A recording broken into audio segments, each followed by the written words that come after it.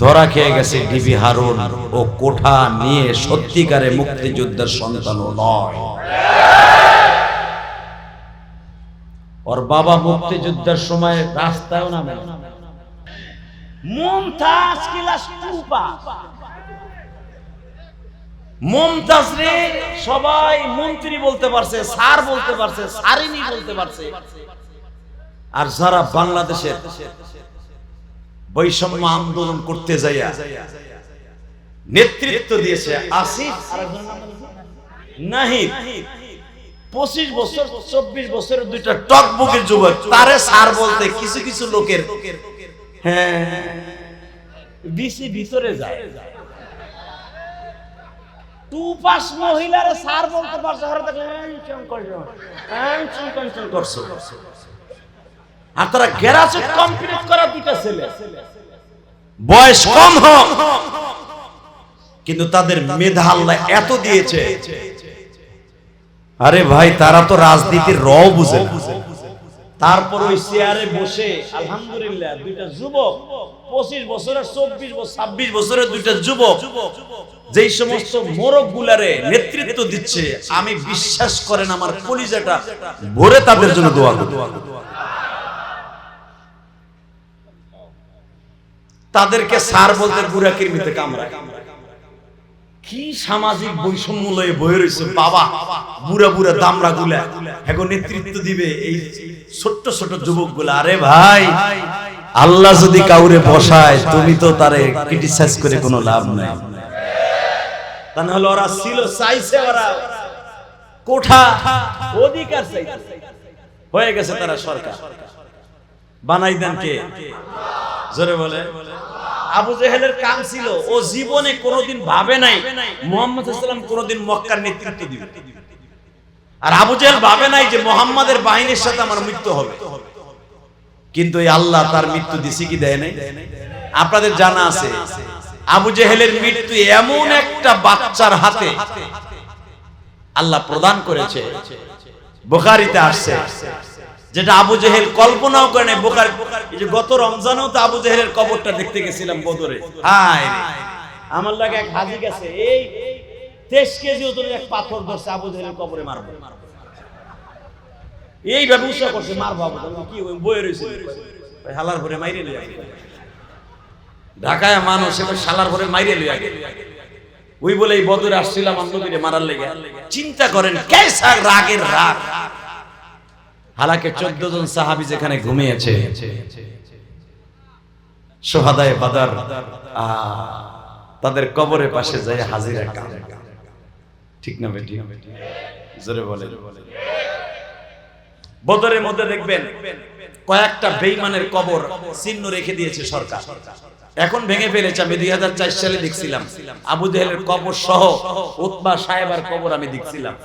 এখন ওই দুইটারে বাদ দিয়ে আবু জেহেলেরটা শুধু চিহ্ন রাখছে। এই উতবা সাহেবের সবচেয়ে বড় দুর্বলতা ছিল কি জানেন? ও সবচেয়ে বড় ব্যর্থতা ছিল, উতবা সাহেবা কিন্তু আমার নবীর সাথে ভালো একটা আন্ডারস্ট্যান্ডিং মোহাব্বত ছিল। নবীর সাথে এমন দরহাম বরহাম তাদের প্রেম প্রীতি ছিল, রাসূল আকরাম সাল্লাল্লাহু আলাইহি ওয়াসাল্লামের দপ্তরে এসে তারা সবসময় কথা বলতো, সবসময় বুদ্ধি পরামর্শ নিত। নবুয়তির আগে নবীকে জীবনের চাইতে বেশি ভালোবাসত। আপনারা জানেন একজন বেঈমানের নাম ছিল উতবা বিন রুবিয়া, যার কথা কোরআনে প্রশংসা করছে আল্লাহ, যার বুদ্ধির প্রশংসা আল্লাহ নিজে করেছেন। কিন্তু এই বেঈমানটা এমন ভাবে তাকে মৃত্যু দান করছে আল্লাহ। সুবহানাল্লাহ বিহামদিহি, সুবহানাল্লাহ বিহামদিহি। ও কল্পনাও করে নাই আমাকে আল্লাহ এইভাবে মারবে। শুধু আপনাদের খেদমত আরজ করতে চাই, ওই শুরুতেই মনে রাখবেন আল্লাহ ছেড়ে দেয়, ছাড় দেয়, ছেড়ে দেয় না। মেরে ভাই দোস্ত বুজুর্গ, শুধু একটা কথা মনে রাখবেন, এই পৃথিবীতে মালিক যিনি উনি সব দেখে। ঠিক না বেটি? আমি মনে করি ময়মনসিংহ 30 সালের একটা মক্তবের হুজুরকেও মুক্ত কণ্ঠে কথা বলতে দেয়। কথা বলেন না কেন? মক্তবের একজন কারি সাহেব কিছু ছাত্রদেরকে তাড়না শিক্ষা দিয়েছে, জিহাদি তাড়না, পরের সপ্তাহে ওই হুজুরের চাকরি নাই। ঠিক না বেটি? শুধু আপনাদের খেদমত আরজ করব, আল্লাহ সব দেখেন, সব করেন, কিন্তু আল্লাহ একটা জিনিস সহ্য করতে পারেন না, যখনই কোনো মাজলুমের পরে জুলুম হয় আল্লাহ সহ্য করতে পারেন। বাংলাদেশে বড় বড় উলামা ইকরামদেরকে নিয়ে আয়না ঘর নামে একটা জানোয়ার ঘর, ওটাকে আমি আয়না ঘর বলবো, ওটাকে জানোয়ার ঘর বলবো, ওটা কুত্তা বিলের ঘর, কুকুর শৃগাল বিড়ালের ঘরের মধ্যে নিয়ে উলামা ইকরামকে অমানবিক নির্যাতন করেছে। বিচার আমার আল্লাহ আল্লাহর জমিনে প্রত্যেকটা বেঈমানকে করবে, প্রত্যেকটা মুনাফিককে করবে। আলেম উলামা আগে সরকারের আমলে মুখ খুলতে সাহস পায় নাই। মামুনুল হক কয়েকদিন আগে কেঁদে কেঁদে বলতেছিল আমার পরে যে অমানবিক নির্যাতন করা হয়েছে, মানুষ মানুষের সাথে এইভাবে এইরকম নির্যাতন করে না। এমনি বলেছে, এমনি বলেছে, মাসকে মাস চোখ বেঁধে হাত উপরের দিকে বাইন্ধা, গোসল নাই, ওযু নাই, নামাজ ওইভাবে ইশারার সাথে উলামা ইকরাম পড়েছে। এই জুলুম আমার আল্লাহ সহ্য করতে পারেন না, ঠিক না বেটি? আমার ময়মনসিংহের ভাইরা, রাসূল আকরাম সাল্লাল্লাহু আলাইহি ওয়াসাল্লামকে যেভাবে জুলুম করে মক্কা থেকে বের করা হয়েছিল আপনারা জানেন। আমি আপনাদের সামনে উপস্থাপন করছি, আপনারা উলামা ইকরাম জানেন কিনা, আলেমদের সমাজ, আলেমদের সমাবেশ। আল্লাহু আকবার, আল্লাহু আকবার। আমার রাসূল চান নাই মক্কা ছেড়ে কখনো যেতে, কিন্তু বেঈমানগুলো বাধ্য করেছে রাসূলকে মক্কা ছাড়তে, ঠিক না বেটি? আব্বাস রাদিয়াল্লাহু তাআলা আনহু যে সোমবার রবিউল আউয়াল মাসের 1 তারিখ নবী মক্কা থেকে বের হবে, তার আগের সোমবার আব্বাসের সাথে নবীর কথা, বুখারীতে দেখবেন কিতাবুল হিজরা, নবীর সাথে কথা। উকবায়ে উলা, উকবায়ে সানি যেটাকে বলা হয়, গর্তের মধ্যে, একটা গর্তের মধ্যে, মক্কার ভিতরে প্রসিদ্ধ একটা গর্ত, এখানে বসে চাচা ভাতিজার কথা হচ্ছে। ভাতিজাকে জিজ্ঞেস করে, ভাতিজা আমি তোমারে আমার জানের চাইতে বেশি ভালোবাসি,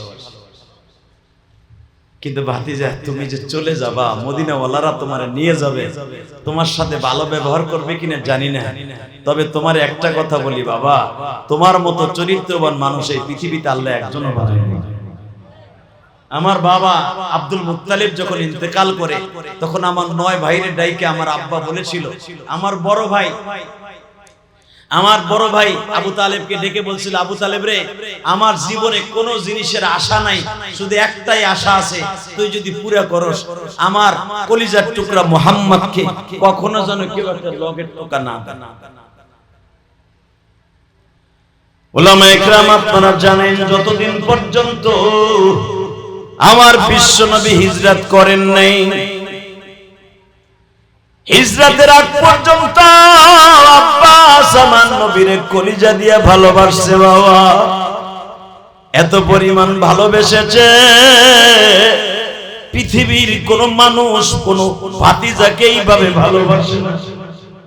যেদিন আমার নবী হিজরত করবে, হিজরতের সময় আব্বাসকে বলে, চাচা আজকে যদি আমার চাচা আবু তালেব বেঁচে থাকতো, মনে হয় এইভাবে আমার হিজরত করা লাগতো না, কিন্তু আমার মালিক আমারে যখন ডিক্লার দিয়েছে চলে যেতে হবে, রব্বি আদখিলনি মুদখালা সিদকিন ওয়া আখরিজনি মুখরাজা সিদকিন ওয়া জাআলনি মিন লাদুনকা সুলতানান নাসীরা।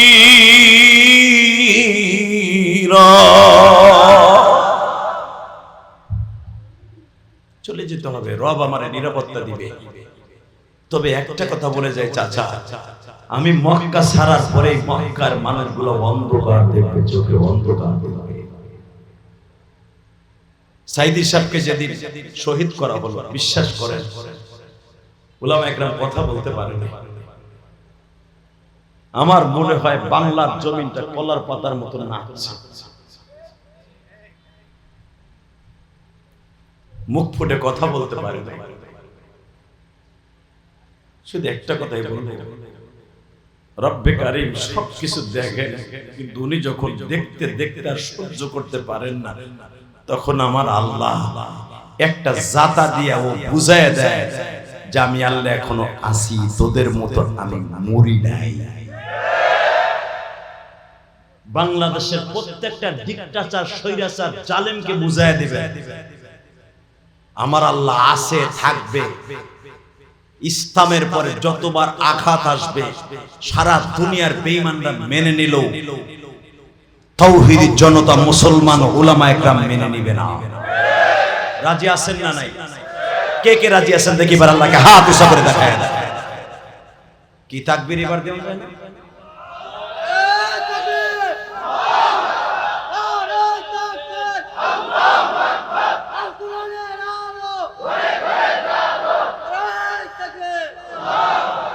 মাশাআল্লাহ। আমি জানি তীব্র গরমের ভিতরে বেশি রাত করা হবে না, শুধু আপনাদের খেদমত আরজ করব, গরম যতই পড়ুক, ঘাম যতই ঝরুক, আরে ভাই ঘাম তো জড়াইতে হবে জিহাদের মাঠে। জিহাদ তো এখনো শুরু হয় নাই, সামনে কি হবে জানি না, তবে আমার মনে হয় ইসলামের জন্য রক্ত দেয়া লাগতে পারে। ছাত্র বৈষম্য আন্দোলন করতে গিয়া শত শত যুবকের রক্তে রঙিন রাজপথ রঙিন হয়েছে, পিচ জ্বালাই রাস্তা। হেফাজতে ইসলামের রক্ত শুকায় নাই বাংলার জমিন, হেফাজতে ইসলামের রক্ত শুকায় নাই। প্রত্যেকটা জবাব দিতে হবে, প্রত্যেকটা জবাব বাংলার জমিনে দিতে হবে। এই ছাত্র সমাজের রক্তের জবাব প্রত্যেকটা স্বরাষ্ট্রমন্ত্রী, পররাষ্ট্রমন্ত্রী, আইনমন্ত্রী আনিসুল হকের এর প্রত্যেকটা হিসাব দিতে হবে। এই আনিসুল হক বলেছিল এই মাহুমদেড়ায়, এই হিজরাড়ায় কইছিল রাত 12টার পরে শাপলা চত্বর হয়ে গেল স্যান্ডেলের চত্বর। মনে রাখবা স্যান্ডেলের চত্বর, ওই স্যান্ডেল গুলা গাঞ্জা করার হিরোইন করেন না, ওই স্যান্ডেল গুলা ছিল কোরআনের পাখিদের, ওই স্যান্ডেল গুলা ছিল তাওহীদ গুজার, তাহাজ্জুদ গুজার উলামায়ে কেরামের। তোমরা ভেবো না, আপনারা সবাই জানেন উলামায়ে কেরাম ইউসুফ আলাইহিস সালাতু ওয়াস সালামকে তার ভাইরা কুয়ার মধ্যে ফেলে দিয়ে উল্লাস করতেছিল। সূরা ইউসুফের মধ্যে দেখবেন তার ভাইরা কুয়ায় ইউসুফ আলাইহিস সালামের হাত পা বেঁধে ছেড়ে দিয়া উল্লাস করতেছিল। কি উল্লাস করতেছিল? এক ভাই আরেক ভাইরে বলতেছিল, রবিন ইহুদারে বলতেছে, বড় ভাই মাইজাডারে কইতাছে, জুদ, শামায়ুন, ইদ্রিসা, নাফতালি, এগুলো ইউসুফ আলাইহিস সালামের ভাইগো নাম। তো নাফতালি বলতেছে এত লাফায়ও না, এত লাফায়ও না, তারে কুয়ার মধ্যে ফেলে দিয়েছো, মনে করছি ইউসুফ মরে গেছে, বেজাল শেষ হয়ে গেছে, আব্বার ভালোবাসা আমরা পাবো। ইউহয়ী ওয়া ইউমীতুহু আলা কুল্লি শাইইন কাদির। আমার মন কয় আমরা যারে মারার লাগে কুয়ায় ফেলছি, তারে বাঁচাবার ক্ষমতা আল্লাহর আছে। এই আল্লাহর আছে না? শাপলা চত্বর তোমরা স্যান্ডেলের চত্বর বানাইছিলা, এখন বুঝা লবা শাপলা চত্বরে প্রত্যেকটা রক্তের ফোঁটার মূল্য তোমাদের দিতে হবে, দিতে হবে, দিতে হবে, ইনশাআল্লাহ দিতে হবে। অপেক্ষায় থাকেন, দিতে হবে। ভাই যেটা নাফতালি ছিল 3-4 নাম্বারটা, ও বলতেছে শোনো, আমার মন বলে আব্বা যে বলছে ইউসুফ একদিন প্রেসিডেন্ট হবে মিশরের, আব্বা যে বলছিল ইউসুফ একদিন প্রেসিডেন্ট হবে, নবী হবে, আমার বিশ্বাস ইউসুফ নবী হওয়ার আগে মরবে না, কারণ নবীদের কথা মিথ্যা না, ঠিক না ভাই? কি নবীদের কথা মিথ্যা? হ্যাঁ, আমাগো মন্ত্রীর কথা তো সত্য। কি বন্ধুর বন্ধু, দুই বন্ধু একসাথে নৌকায় যাইলা, গো নৌকায় ওরসে যাইবো ডলারে, দাড়ি মারি ছাইছে একবারে নগেন বাবু হয়ে গেছে, মনে করছে দাড়ি ছাড়লে, দাড়ি ছাসলি মনে হয় আল্লাহ ছাড় দেশে, মনে হয় ছাইরাও দিছে। আনিসুল হকরে ধরার পরে কয় আমারে দোসর কাউটেরও ধর। আমার মনে হয় এই বন্ধু যদি আমারে কোনোদিন দেখে আমি বিপদে পড়ছি, হেও যদি পড়ে আমার জীবন চলে গেল, তার নাম তুমি না। এই যে আলেমদেরকে রিমান্ডে নিছে, আপনি জানেন প্রত্যেকটা আলেমকে বলছে, বলেন কার কার নাম বলবেন, আলেম বলছে অপরাধী আমি, আমার কোন আলেম ভাই আমার স্থানে আসো তো মেরে যাবে না। এটা হলো আলেমের দরদ। আর তোমার বন্ধু এতদিন মন্ত্রীর তেমপিগিরি করলা, ওই আমার একার দরজ কই যে দাড়ি চাচারে ধর, ওইটা ওই ওই ওই পোস্ট গার্ড যে হারে কয় কি তোমার নাম এইটা কয়, কয় উল্টায় পাল্টায় দেখ, উল্টায় পাল্টায় দেখ, হ্যাঁ ঠিকই আছে, ওই চাঁদ বসে। এ মুসলমানের পোলা, রাসূলের কলিজা আঘাত করে তুমি বাঁচতে চাইলেও আল্লাহ বাঁচতে তোমায় দেয় না। এই কথা আসতে বলবেন না, কথা ঠিক না ঠিক? ও আবার ফতোয়া কি দিছে জানেন? দাড়ি রাখা সুন্নাত, জান বাঁচানো ফরজ। জান বাঁচাবার লাগে সুন্নাত ছেড়ে দিছে না, কই তোমার তো বাঁচাইতে পারছে না। বিচার তোমার কঠিন হওয়া উচিত, কথা ঠিক না ঠিক? আল্লাহ আমাদের মাফ করে দেখ, জোরে কানা আমিন। তো দিলের কানে শুনবে, আল্লাহ যদি কাউরে না মারে কেউ মরতে পারবে? আল্লাহ যদি কাউরে অসম্মানী না করে কেউ হতে পারবে?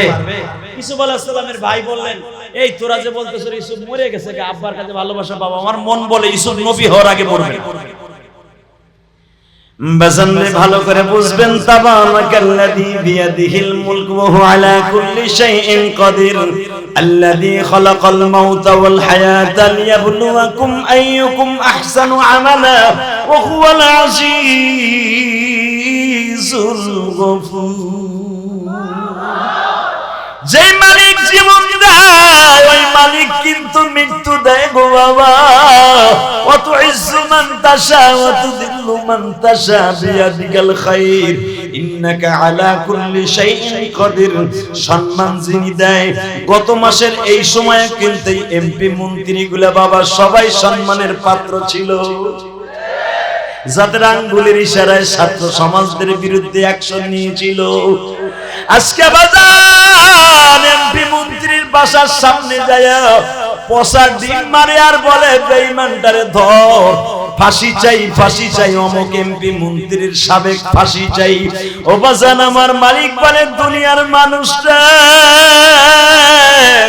দুনিয়ার ক্ষমতা পাই আমি মালিককে ভুলিস না, আমি মালিক ছাড় দেই ছেড়ে কখনো দেই না। আল্লাহর পয়গম্বর ইউসুফ কুয়ার মধ্যে বসে আছে, আমার আল্লাহ ইউসুফের জন্য স্বর্ণের একটা চেয়ার পাতায় দিলেন বাবা। আল্লাহর পয়গম্বর ইউসুফ চেয়ারের মধ্যে বসে আছে, জিবরাইল জিজ্ঞেস করে, ও ইউসুফ আমি তোমার বন্ধু হওয়ার জন্য যা যা দরকার আমি করব, আমি তোমার কি উপকার করতে পারি? আল্লাহর পয়গম্বর এক বাক্যে বলে ফেললেন, তোমার দ্বারা আমি চাই না আর কোন নুসরাত চাই না, যিনি আমাকে এখনো পর্যন্ত বাঁচিয়ে রেখেছেন, যিনি আমার এই 130 ফিট কুয়ার গভীরের ভিতরে এখনো বাঁচিয়ে রেখেছে, ওই মালিকের কাছে আমি সাহায্য চাই। ওই মালিক আমারে বাঁচাবে, ওই মালিক আমারে আমানতের সাথে রাখবে। উলামায়ে কেরাম যারা জেলখানায় ছিল আপনি জানেন তাদের রমজান মাস উলামায়ে কেরাম প্রতিটা রমজান গেছে বাবা এক একজন 10 থেকে 15টা করে কোরআন খতম করেছে।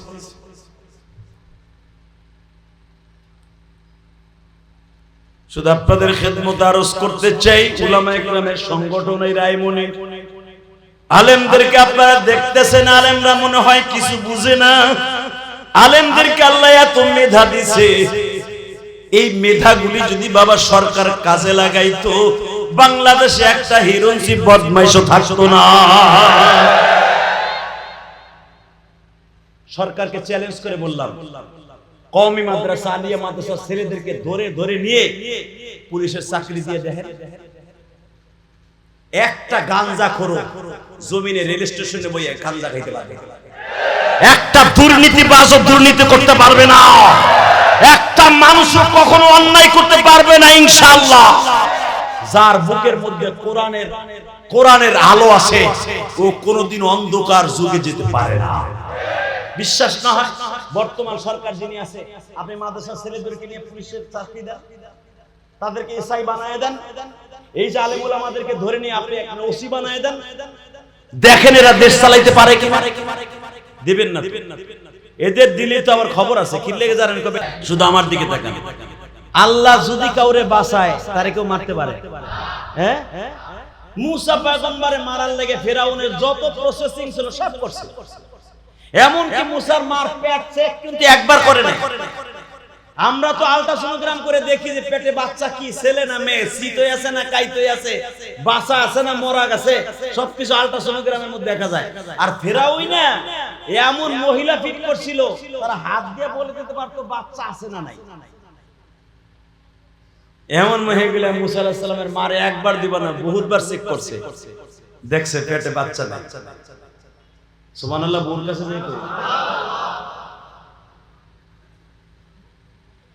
মেরে ভাই দোস্ত বুজুর্গ, মহিলারা চেক করছে কতবার পেটে বাচ্চা নাই।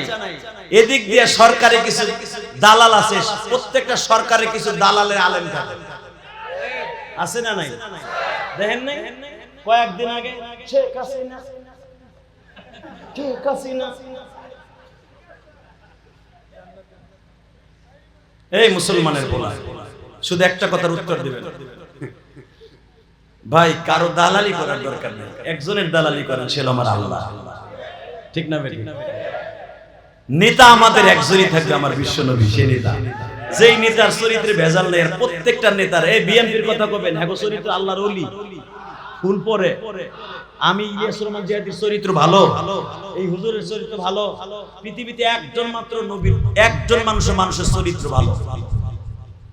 চেয়ারও দিছো একটা, সে মদিনার উট,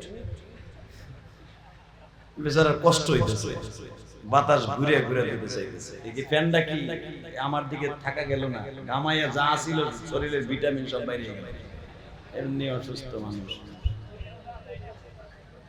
আল্লাহ হেফাজত করুন, জোর কানা আমিন। আমি দেখতেছি আপনারাও ঘামাই যাইতেছেন, আল্লাহ এদের সবাইকে বদরের মতো তৌফিক দান করেন। আল্লাহ বদরের মাঠ, কত সুন্দর মাঠটা ছিল, দেখো আল্লাহ কি সুন্দর। আমার কলিজার টুকরা ময়মনসিংহের 30 সালের ভাইরে গরমের মধ্যে, তীব্র গরমের মধ্যে বসে আছে, এদের সবাইকে আপনি মাফ করে দেন, জোরে কানা আমিন। আলহামদুলিল্লাহ বলেন।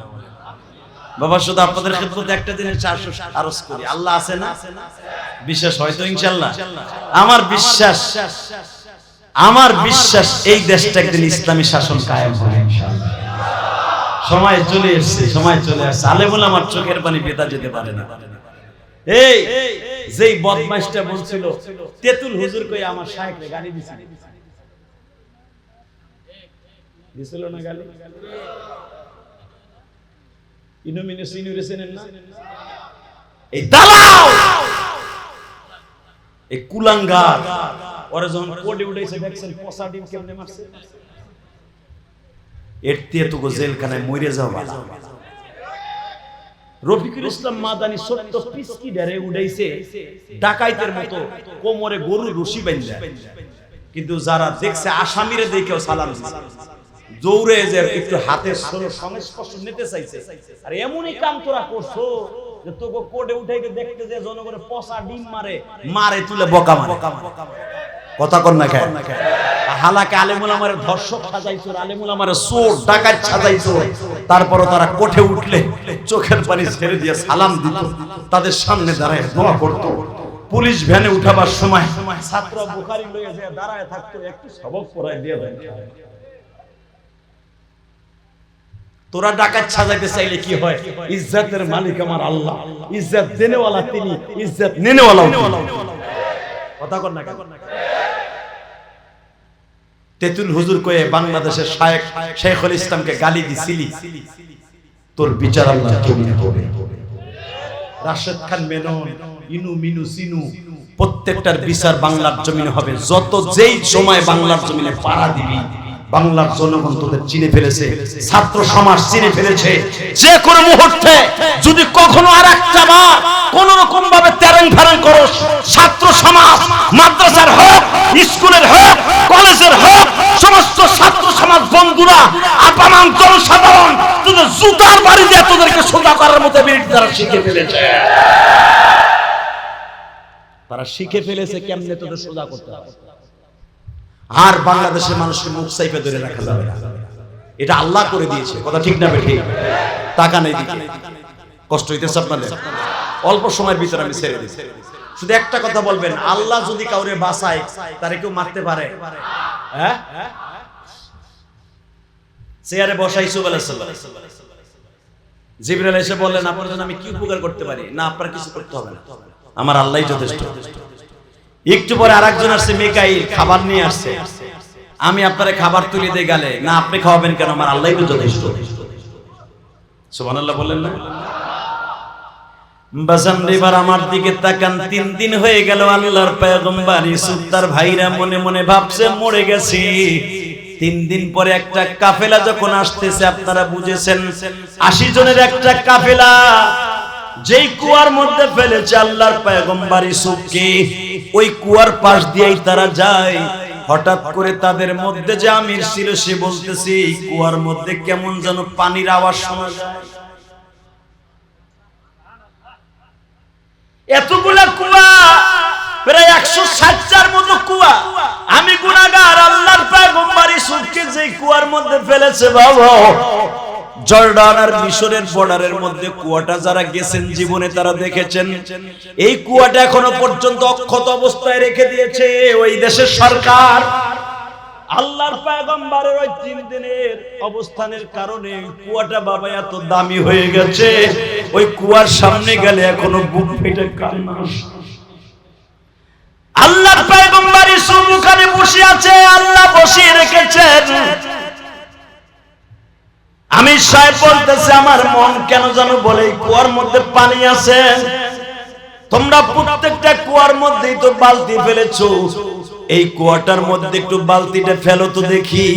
ও বাজান বালতিটা ফেলতে দেরি আছে, আমার মালিক বলে ইউসুফ রে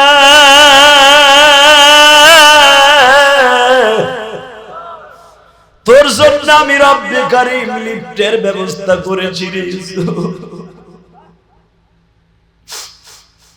বালতির ভিতরে পাও দুটা চাপি চেপে দিয়া বালতির রশিটা ধরে দাঁড়ায় থাকরে ইউসুফ, আমি মালিক তোরে বাঁচাবো, ইজ্জতের মালিক আমি। তোর ভাইরা চেয়েছে তোরে মেরে ফেলবে, তোর ইজ্জতটা কেড়ে নিবে রে ইউসুফ। আমি মালিক চাইছি তোর ইজ্জত পৃথিবীর কেউ নিতে পারবে না, তোর ইজ্জত আমি আল্লাহ বাড়িয়ে দিব। বাজানরে দিলটা এখন নরম করে দিবেন। আমি জানি না কার জানো জনম দুঃখিনী মা নাই গো। আল্লাহর পয়গম্বর ইউসুফ বালতির মধ্যে দাঁড়িয়ে রইলেন। 7 থেকে 8 জন বালতির রশি ধরে টানতেছে।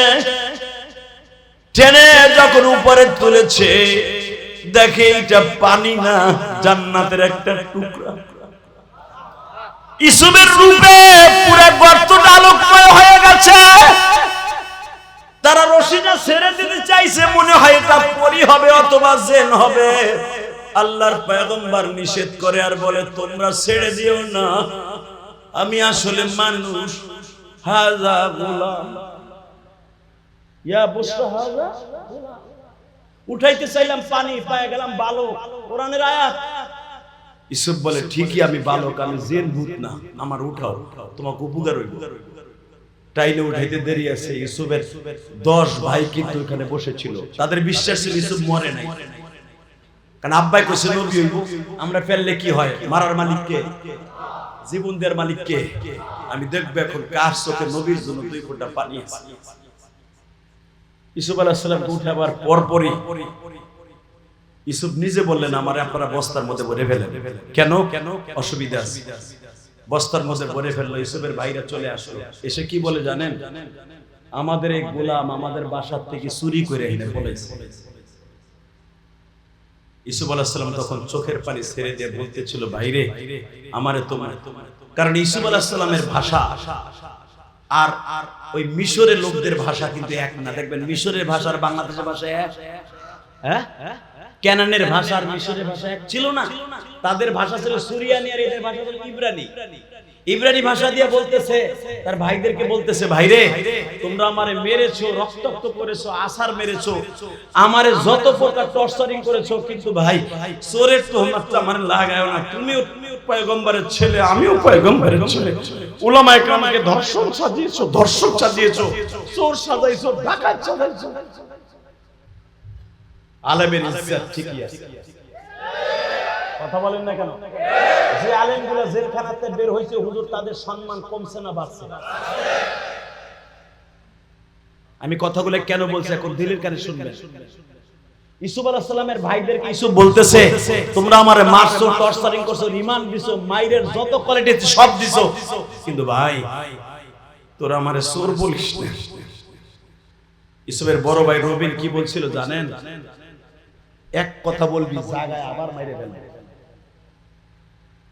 আল্লাহর পয়গম্বর 13 বছরের ইউসুফ কথা না বলে বাবা চুপচাপ করে বসে আছে। মিশরের মানুষগুলা তো ইউসুফের ভাষা বুঝে না, কিন্তু ইউসুফের চোখের পানি দেখা মিশরের মালিকের নাউজের চোখের মধ্যে পানি জমে গেছে। তোমার চেহারার মধ্যে এত মধু, এত জাদু, আমাদের কাফেলার মানুষগুলা পানির পিপাসায় কাতরাইতেছিলাম, তোমারে কুয়ার থেকে ওঠার পরের থেকে আমাদের ক্ষুধাও নাই, পানির পিপাসাও নাই। ও বাজার নবীদের চেহারার মধ্যে আমার আল্লাহ এমন বরকত দান করেছেন, আমার নবীর যদি কেউ দেখতো গো বাবা, তার ক্ষুধাও থাকতো না, পানির পিপাসাও থাকতো না। আমি আপনাদের সামনে একটা হাদিস উপস্থাপন করতে চাই। আমার নবী তাবুকে যাইবার 1 বছর আগে 7 দিন মদিনায় বাবা বৃষ্টি নামতেছে, বৃষ্টি পড়তেছে, মদিনায় কোথাও কোনো কাজকর্মের খবর নেই গো বাবা। মদিনার ফলগুলা পাকতাছে। ইন দ্য মিন টাইমে বিশ্ব নবীর ঘরেও খাবার নাই, ফাতেমার ঘরেও খাবার নাই। আমার বিশ্ব নবী মনে মনে ভাবলেন, আমার ঘরে যখন খাবার নেই, ফাতেমার ঘরের কি অবস্থা একটু যে দেখি না। উলামায়ে কেরাম জানেন, আমার বিশ্ব নবীর মেয়ে, কলিজার টুকরা মেয়ে ফাতেমার বাড়িটা ছিল বাবা মসজিদে আলী, যেটাকে বলা হয় মসজিদে ফাতেমা, যেটাকে বলা হয়, এইটাই হলো মা ফাতেমার বাড়ি। মসজিদ নববীর থেকে বাবে বদর থেকে বাম দিকে নজর করলেই দেখা যায় ফাতেমার বাড়িটা। যদিও ফাতেমার বাড়ির মসজিদে কাউকে নামাজ পড়তে দেয় না, রব্বে কারীম বলেছেন, বান্দা কয়েকদিন আমি তোমাদের ছাড় দেই, কিন্তু ছেড়ে দেই না। এই সার দেওয়ার মধ্যে কয়েকদিন যদি তুমি মনে করো সারা পৃথিবীটা তুমি আমার হাতের মুঠোর মতো, তুমি যদি মনে করো সারা পৃথিবী তোমার হাতের মুঠোর মধ্যে, বাংলাদেশ তোমার হাতের মুঠোর মধ্যে, তোমার মতো বেয়াকুফ আমি আল্লাহর জমিনে আর নাই। কথা ঠিক না বেঠিক? জোরে বলে। বলে এখন মুক্ত কণ্ঠে উলামায়ে কেরাম মুক্ত বাতাসে কথা বলতে পারে। তারপরও বাংলাদেশে কিছু শিয়াল শকুন আছে, এখনো পর্যন্ত কিছু কুত্তা বাহিনী বাংলার জমিনে আছে, ঠিক না বেঠিক? গা ঢাকা দিয়ে আছে, ইনশাআল্লাহ এদেরকেও সাইজ করা হবে। হ্যাঁ, রাজি আছেন না নাই? কে কে রাজি আছেন দেখে হাত উঠায় দেখান তো।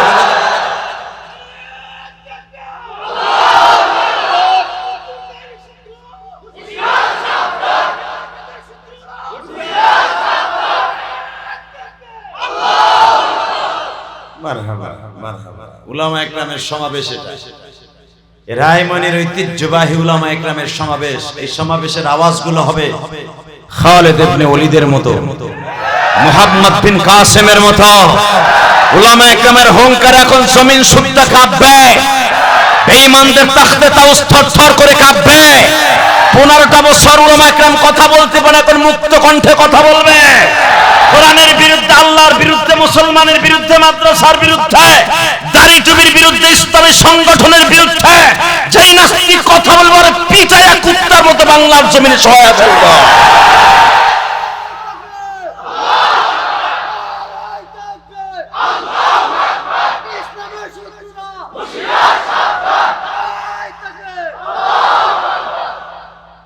শুধু একটা কথা বলতে চাই,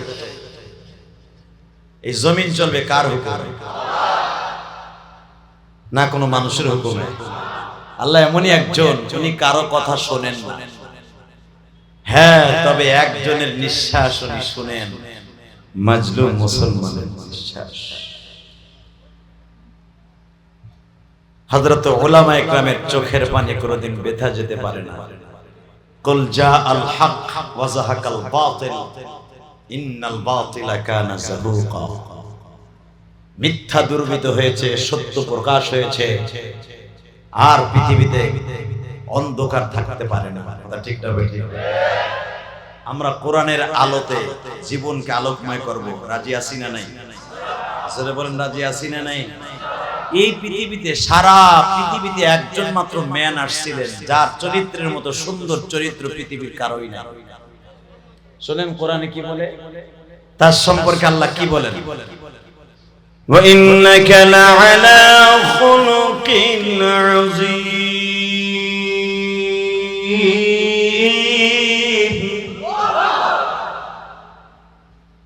স্রষ্টার সৃষ্টিজীবের মধ্যে সবচেয়ে উৎকৃষ্টতম চরিত্রের অধিকারী, খুলকে আযীম।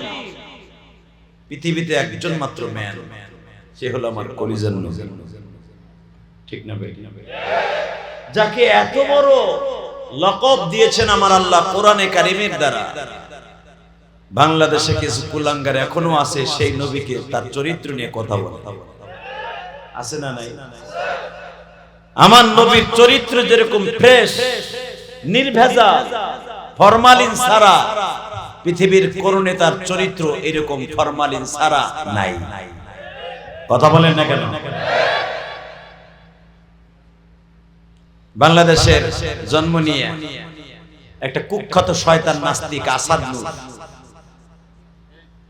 এই বদমাইশের নাম জানেন? আমার মনে হয় এর মা বাবা এর কোন জায়গায় রেখে, কোন অবস্থায়, কোন পজিশনে জন্ম দিছে জানি না। তা না হলে এর জন্ম যদি সঠিকভাবে হইতো, পৃথিবীর মহাগ্রন্থ আল কোরআনকে সে পাতা ছিঁড়ে ছিঁড়ে পায়ের নিচে দিয়ে বিশ্বনবীর চরিত্র নিয়ে সে বলতে পারতো না ডাকাত মুহাম্মদ। আমার নবীকে ডাকাত, উতুল্লিম বা'দা যালিকা জানিম। মক্কা নগরীতে আমার নবীর চরিত্র নিয়ে, ক্যারেক্টার নিয়ে একজন বেঈমান কথা বলেছে, কাউন্টার দিয়েছিল আমার আল্লাহ। পৃথিবীর সবচেয়ে উত্তম চরিত্রের অধিকারী, ওয়া ইন্নাকা লাআলা খুলুকিন আযীম, উত্তম চরিত্রের অধিকারী একজন মাত্র মানুষ আমি পৃথিবীতে বানিয়েছি। চন্দ্র সূর্যের মধ্যে যে কোনো মুহূর্তে, যে কোনো সময় তোমরা তালাশ করলে দেখবা কোনো না কোনো কালো, কালিমা, লাল যে কোনো একটা রেখা দেখা যায়, কালো চরিত্রের কালো একটা দাগ দেখা যায়। কিন্তু আমার নবীর চরিত্রের মধ্যে কালো দাগের কোনো আভাস নাই। আজকে সেই বেঈমান আমার নবীরে গালি দেয়, আর এর সাথে কতগুলো নাস্তিক একত্রিত হয়েছে, তারাও নবীরে গালি দেয়। গালি দিতে পারবা, কিন্তু রাসূল প্রেমিকদেরকে রাসূল থেকে সরাইতে পারবা না। কথা ঠিক না ভাই? মেরে ভাই, দোস্ত, বন্ধুগণ, শুধু আপনাদের খেদমত আরজ করতে চাই, আমি জানি না আমার মানসিক ভাবে আমি এতই প্রফুল্ল, আমি এতই মানসিক ভাবে প্রশান্তি লাভ করছি 5ই আগস্টের পরে। এই আগস্ট মাসটা শোকের মাস। এই মাসটা যতদিন দুনিয়ায় থাকবে, শেখ হাসিনা ততদিন থাকবে।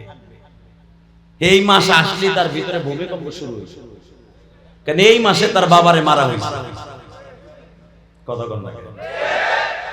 এই মাসে তার গ্রেনেড হামলা দেওয়া হয়েছে 21 আগস্ট, ভুলে গেছেন? আর এই মাসেই 45 মিনিট আলটিমেটাম দিয়ে পালায়ন করতে হয়েছে।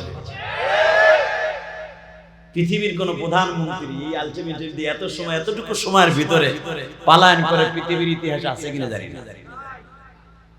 তবে একটা কথা মনে রাখবেন, আল্লাহ ছাড় দেয়, আল্লাহ বাকিরা যারা কবে না গো গালটা বন্ধ করে দাও। আল্লাহ ছাড় দেয়, জোরে ছাড় দেয়। কথাটা সত্য না মিথ্যা? জোরে কর, আরো জোরে। এখন সময় এসেছে দাড়ি টুপিওয়ালারা ইনশাআল্লাহ মুক্ত কণ্ঠে কথা বলবে, তাদেরকে কথা বলার সুযোগ করে দিবে। আমাদেরকে আপনারা তো খালি মনে করেন এগুলো মিলাদ করবে, মসজিদ ইমামতি করবে, 7000 টাকা বেতন পাবে, বৌসাল মেনে আরামে বাতাস। আমাকে তো আর পার্লামেন্টে নিবেন না।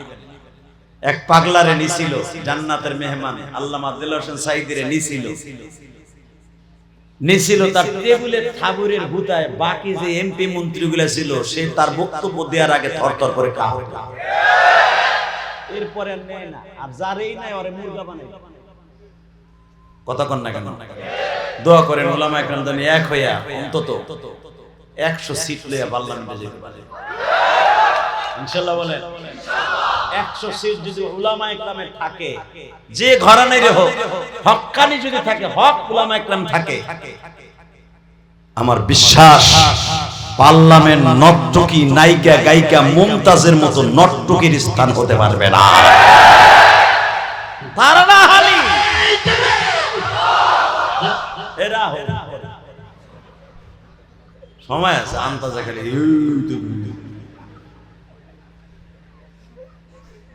আমি যেখানে কম ওখানে মারবো, তখন দেখা যাবে তোমার কত জোর আছে।